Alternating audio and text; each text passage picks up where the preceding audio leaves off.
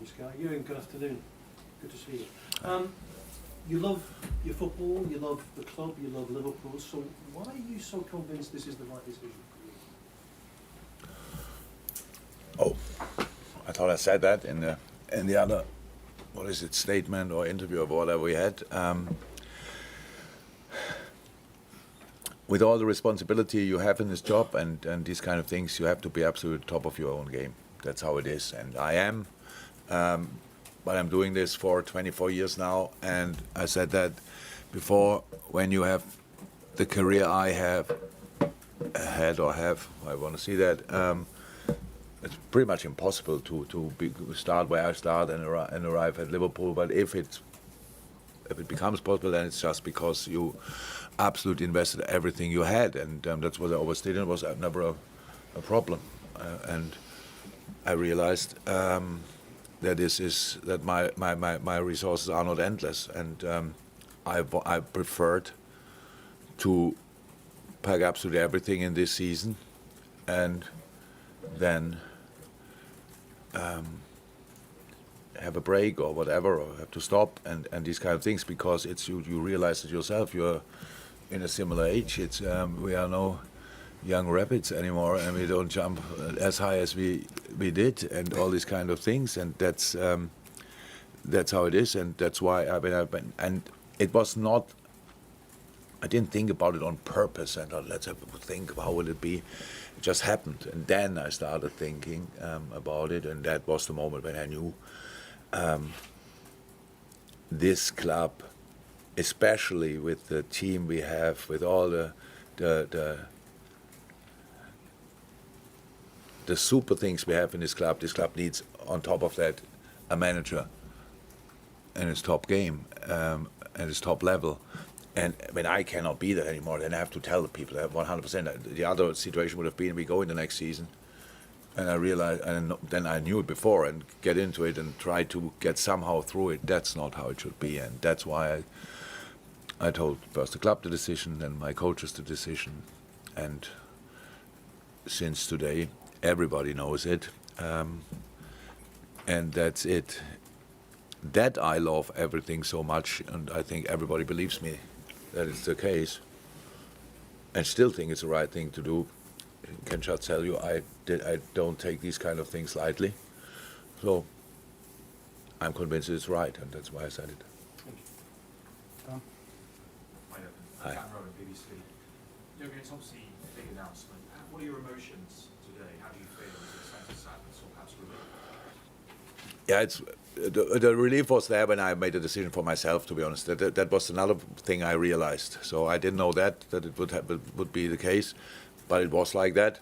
Today it's mixed. It's mixed, but it's not. I'm not as emotional as I will be when it comes to an end finally, because I spoke today to the players. So let me say, the two important things I had to do was to tell our of course have to tell the owners, that's clear, but then to tell our supporters and to tell the players. And I don't know 100% about the reaction of the supporters, but the reaction of the players was top.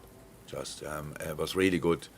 We know each other so long that they know I don't say things like that and walk away or stuff like this. So I am here and I'm fully here.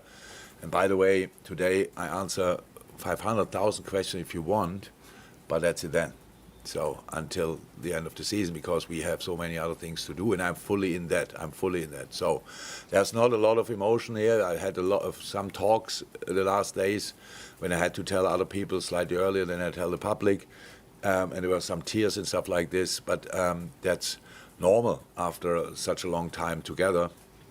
But besides that, it's just the right thing to do, and I'm convinced as well in the right moment, because the club needs time to plan the future while we are sorting the present, and that's exactly what will happen now.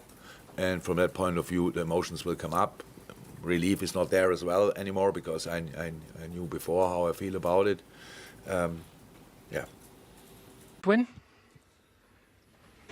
I think so. Yeah, I think so. Not just for the statistics, for the way we played. I'm really pleased. I think so. And did you see the goal coming, especially so late? Yeah, Apparently it was a replay, but yeah, the performance. To be honest, it's quite similar what I've done many years here. But all the time was Son or Kane for the quality with nothing they score. But yeah, today we performed incredibly well. What pleased you most? Everything, from the minute 1 until 95. Well, you were very animated with the players at the final whistle there. What was the message you're putting across to them? No, congratulate them. So we defend the title, and coming here, the draw was a little bit difficult, and we respond perfectly. Can you understand Tottenham being aggrieved with the nature of the goal? I think they obviously felt it might have been disallowed for a foul. I don't know because I didn't see the action. So, but the consistency in actions and the other actions, so I don't know. So I didn't see the actions, honestly. Nathan Ake has a good habit of coming up with winners in these games. Last year against Arsenal, the big games, and tonight as well, obviously the winner. Yeah, he has an incredible tempo. He has an incredible tempo, and our set pieces in attack is one of the best headers. And how important is it as well just to have avoided the replay? Yeah, but you have to replay. We got to replay with our fans. So, perform here against that team, like they create a lot in every game, for the way they play and the courage we do with the ball, without the ball. So I'm really pleased. Can I ask you about Jurgen Klopp, who's decided he'll be leaving Liverpool at the end of the season? Are you surprised to hear that? Yeah, a little bit. A little bit.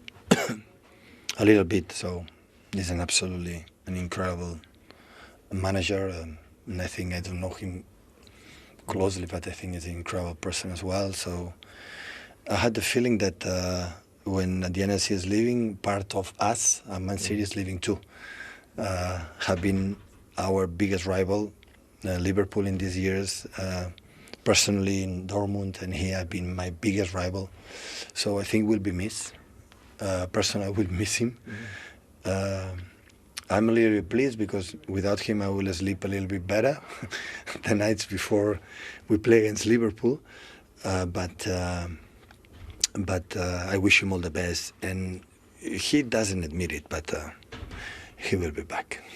When he says he's running out of energy, his energy levels are low, can you relate to that? All the managers, yeah. When you are in many years in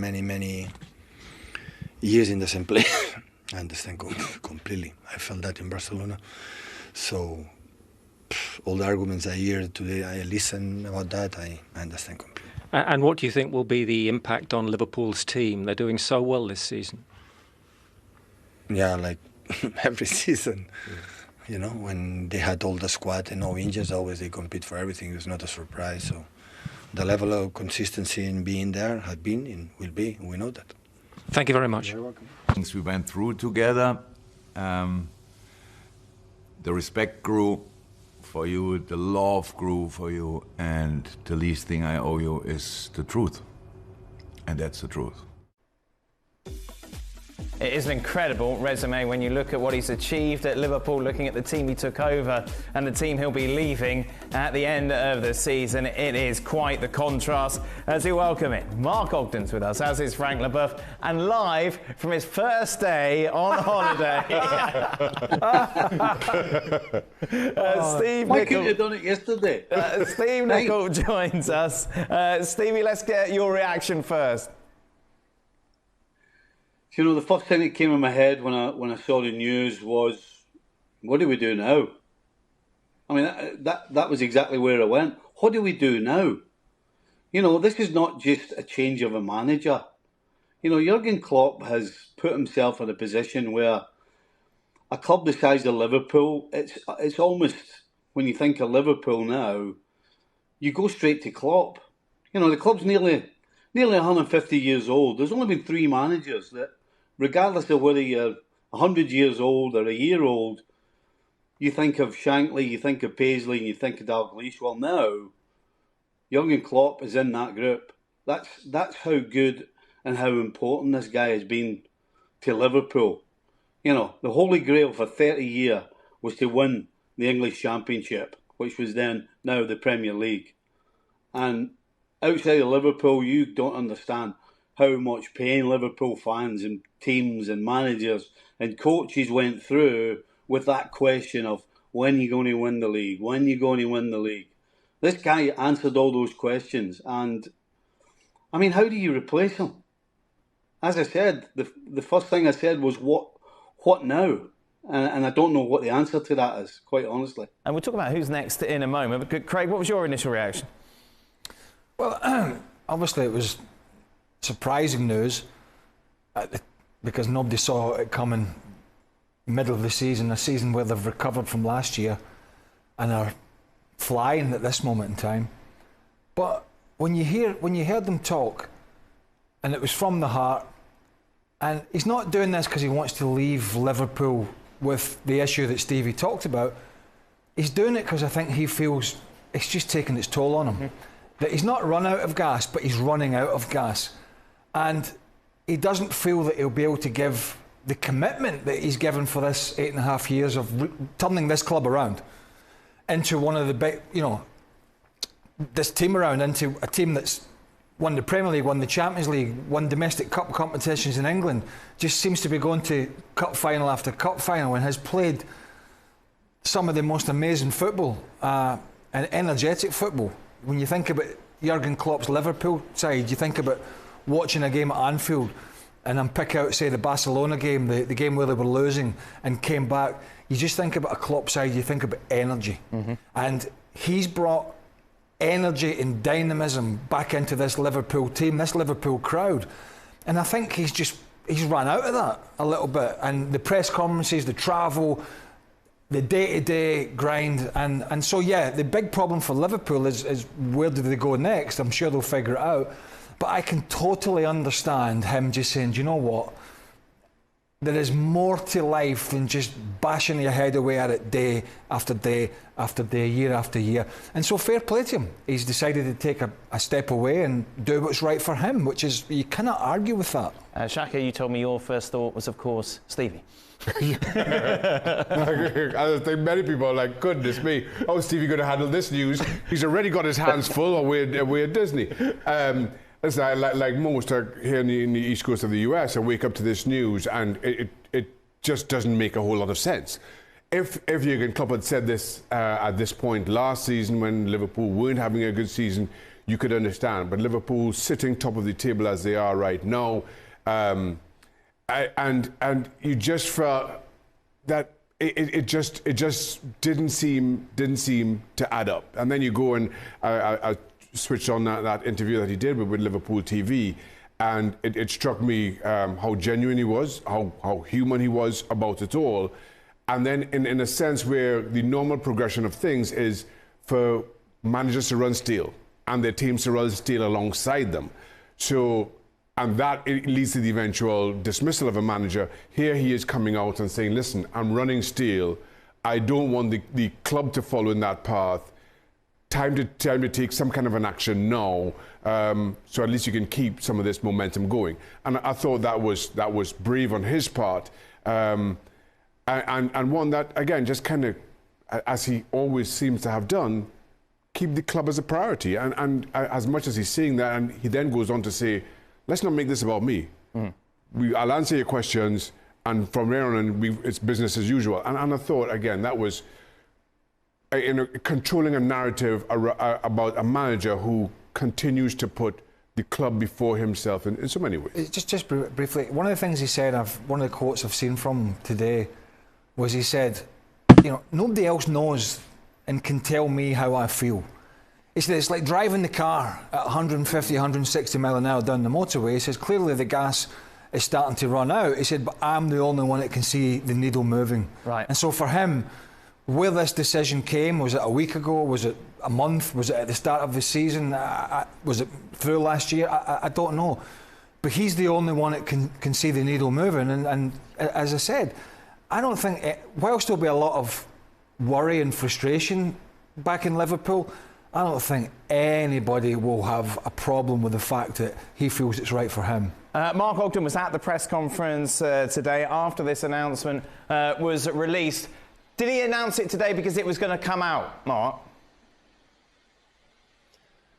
We don't know that, but that would seem the obvious conclusion. But he told Liverpool in November. So the alternative theory is that Liverpool in that time have been looking for a replacement, and they are now making progress, and they didn't want it to come out at the other end. They are looking at potential successors. So now that the secret's out there, the game is a gossipy industry, and once Liverpool start asking questions about the availability of managers, then clearly the question is going to be, why are you asking that question? So I do get the sense that Klopp wanted it out there, but also it felt a little bit like that it was a nudge towards this. He had a press conference yesterday when he could have announced it, and he didn't. So it does feel like it was about to break somewhere, and Liverpool thought the best way to do it is to control it ourselves. But like I say, when they are looking for a new coach, a new manager, obviously people are going to talk, because agents, managers, siblings, chairman, all know. So it was going to come out eventually. So they had to move today. So the concern for Liverpool fans is how much of a distraction could this be between now and the end of the season? Klopp addressed that in that press conference. When you spoke to the players and they asked you the questions probably that we're all asking today, how did you ensure with them, or what was the message about making sure this isn't a distraction because you're still fighting on four fronts? The players didn't have a lot of questions. I spoke to the players all together, then I spoke to a few players after that. The players, we have a really strong bond. So they didn't ask questions. The disruption, I understand. I think a lot of people from the outside who are not with us will be happy, blah, blah, blah, stuff like this. It's your job to ask questions, uncomfortable questions, whatever. The distraction comes from outside. But to get distracted, you always need two parts. One who distracts and the other one who let it happen. And we will not let it happen. The fact that I said I will not be the manager for next year is not an excuse to do a step less or whatever. So we will be completely in it, and we will fight for everything. I'm here with 100%, and that's the good news. I just know I cannot do the job in the future, but I can do it very well right now, and that's what I will do. Not ideal, though, is it, Stevie? Because any poor performance now from Liverpool from now until the end of the season, this will be a factor that people will point to. Well, I think the key is what he said. He will make sure that inside Liverpool that won't be the case. And I actually don't believe that it's really going to be such a huge distraction. Anytime any press bring it up, he will absolutely smash it to smithereens very quickly, put a wet blanket on it and ask for the next question. And you'll find out what a distraction this will be, because against Norwich at home in the FA Cup, they better put some more nails in the roof, because the roof's going to come off when he walks out for the start of the game. And that's what's going to happen between now and the end of the season. You've got a bunch of players, you've got a squad of players, you've got a staff, and I'm talking about everybody in the building who, between now and that guy leaving the building, will be running through brick walls, doing anything to make his last period at the club a success. So I really don't see a distraction, partly because of the way he is, and just partly because there's going to be... Every time you step on the field, the players in particular and the crowd at Anfield are going to be behind him. They're going to want to give him a send-off. So, yeah, I'm less worried about what this does between now and the end of the season. And Augie might put me right. As far as I remember, everybody at Man United knew that Alex was leaving, and they went on and won the Premier League. So, yeah, I don't think it's a big distraction. We know what happened to them after Sir Alex Ferguson left. We'll talk about that in a moment. But Frank, I want to bring you into the conversation. As a player, would this prove to be a distraction at all? Yes, it is, because you wonder, what's going to happen next season, what kind of coach or who kind of coach you're going to get, and of course it's a question mark, but they're all professional, and as a professional, you know that you have to think about the present and do the job you see in front of you, and what they have to achieve is the Premier League, is the Carabao Cup final, so and maybe the FA Cup. So it's Champions League as well.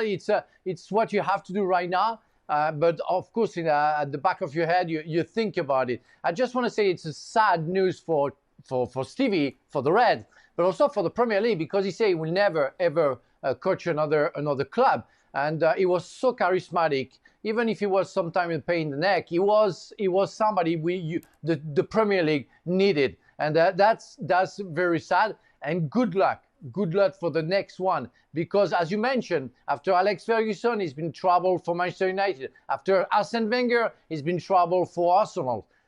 I don't know. It's hard to cope with the situation where you're a long-term coach and you get somebody else who's under pressure like hell, and which normally doesn't manage very well. I've always said it's a bigger problem for Liverpool and Manchester City, not when the star players leave. It's when those two managers decide it's time to take a sabbatical or take some time off. That has been evident by the way they have managed wherever they've been, but particularly at these two clubs, that is the biggest headache above any star player, is these two guys at the helm. Mark, obviously Stevie bringing up Alex Ferguson. Of course, it was the second time that he said he was going to retire. In fact, he did, because the first time it all turned out to be a mess. The big question now, I suppose, is who is going to replace Jurgen Klopp, and it's all about Xabi Alonso at the moment. That's a good idea. Well, it'd be a good idea if Mark Ogden's internet worked, but that's all right, don't worry. Let's discuss then something that has been discussed a lot. Should we hear from Xabi Alonso? Should we play that clip now? He was asked about Archie Rintut by Archie Rintut today in the Bayer Leverkusen press conference about the possibility of him moving to Liverpool. How shocked were you by the news with Jurgen Klopp this morning? And is there a time, maybe after the end of your contract at Leverkusen, where the Liverpool job would appeal to you? Well, first of all, yeah, it was a surprise, but as well, you know, I have huge respect for Jurgen, huge admiration. Before coming to Liverpool and during his year, it has even been bigger and it has grown. No, the way what he has achieved and the way he has achieved that. And at the moment, I am really happy here. I am enjoying my work here. I am feeling that each day it's a challenge, each game is a challenge, and we are in an intense but in a beautiful journey here in Leverkusen, and I am trying to give my best to help my players be ready for the next thing, and that's my goal. What will come in next one, I don't know. If I could just nachhaken, but when it comes to taking your career at your own pace, we've seen other ex-players have gone and taken jobs and it's not gone as well as it has for you, for example, in terms of you look at the speed that you worked with Sociedad there and now coming here. Is pacing your career something which is important to you? To be honest, I am not in that moment to think about the next step. I'm thinking about where I am right now, and I think that I am in a great place and I am enjoying, and I think it's the right place. So that's all I can say. I don't know about the paces. My pace is what's going to be at the pace of the team on Saturday, to be honest, because that's what really matters. And I'm going to be happy when we are playing well and we deserve to win. And what's going to happen in the future, I don't know, and I don't really care at the moment. Xabi Alonso saying every single thing right there, you have to say to the question. He was never, ever going to say anything other than the standard. Well. He had his bat straight, and he never moved it. Who do you want, Stevie, as the next coach? I absolutely don't know. Listen, it would be such a gamble. You know, that list that you put up, there's none of us can say there's a bad coach on it. Let's be honest. They're all good coaches. But to follow on from a guy like Klopp and to take a job the size of Liverpool, you need to be more than just a good coach. And Xabi Alonso, in his football experience as a coach and manager, I'm not so sure he's got that to fall back on. You know, he's never faced any adversity. Everything's been smooth. You know, you look at Klopp. For all the success he had at Dortmund, he had some bad times. You know, losing cup finals is hard, and then you go through a period where you actually nearly get relegated. I mean, these are all things that at the time you wish didn't happen, but it's part of your makeup. It's part of your psyche, and then when these things are thrown at you, all of a sudden you've got somewhere to go to deal with it. Xabi Alonso has none of that. So it would be a huge gamble for such a young coach to be thrust into the Liverpool job. Number one, just the fact that it's the Liverpool job, but number two, having to follow Jurgen Klopp. So right now, I really don't know. They're all good coaches, but do they have the character, and do they have that little X factor that the great managers have in order to take over and be a success at Liverpool? I really don't know right now. You might be He's looking a bit at dour, isn't he? Who? Stevie. Well, why? Not exactly like a party at Disney. You think going to Disney's changing that? I think you could be looking at somebody. Is this a poison chalice, whoever takes it? No. I think you could be looking at somebody like. I know he might not be everybody's favourite, but Nagelsmann, right? You're looking at somebody who has been through that adversity that Stevie's talked about. Did a really good job. I mean, a very young manager as he was when he started and still is. What he did at Hoffenheim, then what he did at RB Leipzig. Yeah, but since then he's rubbish at Bayern. Hold on. Has Tuchel been brilliant at Bayern? No, he hasn't. No. So Nagelsmann will say, I went into Bayern, they didn't give me time, and he found that adversity because he got the sack. Now he's managing Germany for the time being. He's getting that experience. And it's a disaster so far. Well, listen, he's not a magician, is he? He's not. This German team's been on a downward spiral for a long, long time. All I'm saying is he's got something, and he's been through the ringer of going smaller clubs up to the big club in Bayern Munich. It is as big, if not bigger, than Liverpool, and he'll say he was not given time, right? But he has the energy, and he has more experience, certainly, than Xabi Alonso, to potentially have his hat in the ring and be in those lists to be talked about. I mean, I think there is still a good manager in there. Whether he's the genius that some people tend to think he is, I think that remains to be seen. But his argument will be, if you had let things be at Bayern Munich, things would have been fine. But they made a different decision. So I definitely think he is going to be in the reckoning. But the problem is as well, isn't it? They're going to say, oi, we've given you the German job. We're hosting the Euros. We want you to be 100% focused on that, not dithering around saying who you want at Liverpool next season if he gets the job there. Well, I'll go. Do you think Xabi Alonso, who we've just Archie Rintut has interviewed today, given all that spiel about he's only thinking about the next game, they're all thinking about this. They're all thinking a step ahead. And yeah, he wants to listen. If he wins the league with Leverkusen, what an achievement that would be. Because he was thinking about the Real Madrid job before Ancelotti signed a new 2-year deal. He's looking at this going, well, I've really enjoyed my time there as a player. There's a reporter. I'm doing really well at the moment. I'm the front. Of course they're thinking about it, and so is Julian Nagelsmann. But there's that pressure now.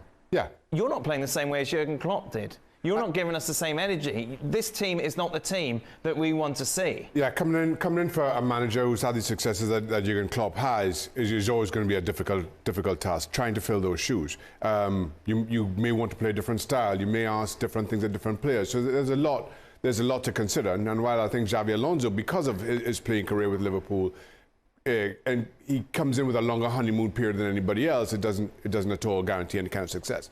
But he's quite clearly one of the young and upcoming managers of world football, and I think will be sought after very soon.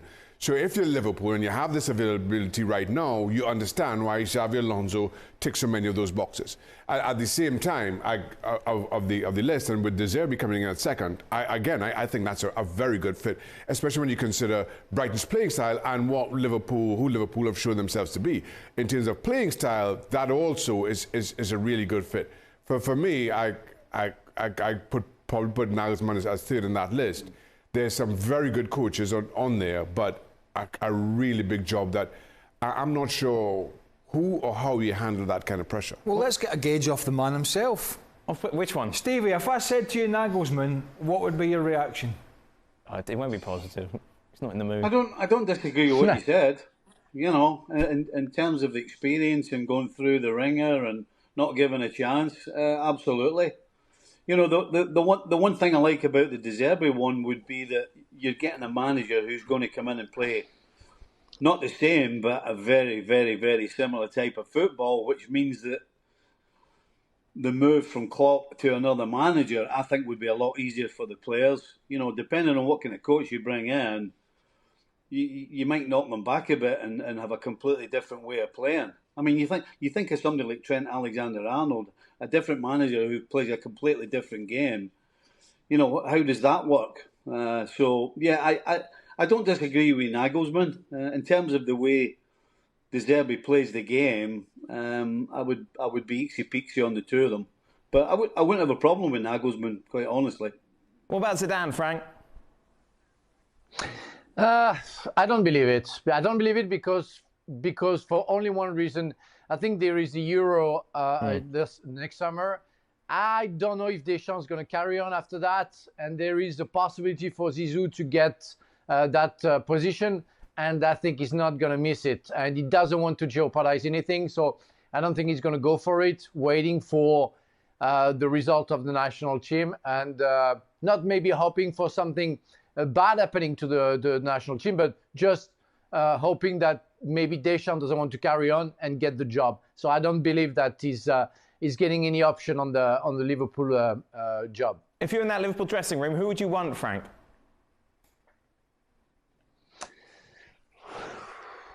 I really think that Xabi Alonso will be a fantastic option, especially if he wins the Bundesliga with Leverkusen. He's going to come. He knows the club. He knows how it works. The way he plays the football is going to suit. I think he's going to keep on doing what Klopp is doing. He's very clever about that, and I see him as the best option. De Zerbi is a second position for me, but really Xabi Alonso seems to be somebody very smart, like Klopp is, knows how to keep on building what Klopp has made for the past almost 9 years. So he will be my favorite. And as a player, I would be in the dressing room and say, well, I would love to have that guy because he seems to be the copy of Klopp. What about Tuchel? What about him trying to manoeuvre a scenario out of Bayern Munich? Because there's been, like, they're in a title race. They're not favourites at the moment. He might think, and we know he's been displeased with some aspects of the recruitment. Not at all, because he got Harry Kane and one or two others. But everything to me just doesn't seem a bed of roses there with him. Right. And I don't know if there's any behind the scenes. He certainly has the experience. There is no, you couldn't. But is it style of football what Liverpool want? I can't answer that question. I'm just throwing it out there that it doesn't seem to me that it's a bed of roses between him and the hierarchy at Bayern Munich. He's a very experienced coach. I would not 100% rule out something like that happening. Stevie, I know we've got to let you go for the fireworks at some stage, so you're not on extra time. A lot of people have asked whether or not you'd be interested in the job. Oh yes, absolutely. I think that'd be very good. I've got loads of experience of bombing, so that'll come in handy. Well, at least you could give the Liverpool Echo some first-hand headlines. Oh yeah, imagine it. There you go. Yeah, imagine Stevie on the touchline. Stevie, were you flying at the time that all this happened? I was, yeah, and there was no internet or anything. And I somehow got a little message from Pete, the director, saying, "Can you come on?" I'm like, "Is he serious?" But of course, I had no idea that Klopp had announced he was leaving. I thought he was going to say, "Get a message from the pilot." This is your captain speaking. Wait, no, that's Mr. Nicol on board. There is a Mr. Nicol on board. And who's been grumpier, you or your son, who of course is a massive Liverpool fan as well, Stevie? Do you know what? We really haven't said much about it. We just kind of looked at each other and kind of, as I said, we were like, what are we going to do now? I mean, that's as far as we've got. We've been too busy jumping on and off rides and walking. I've done 3 miles this afternoon already. Oh, my goodness. Thought your cheeks looked a bit red. Yeah. And why's your top button done up and I was like on a roller coaster. Hey, they duped me into getting on a roller coaster. I never saw a thing. I had my eyes shut and I was holding on for dear life. Which one did you go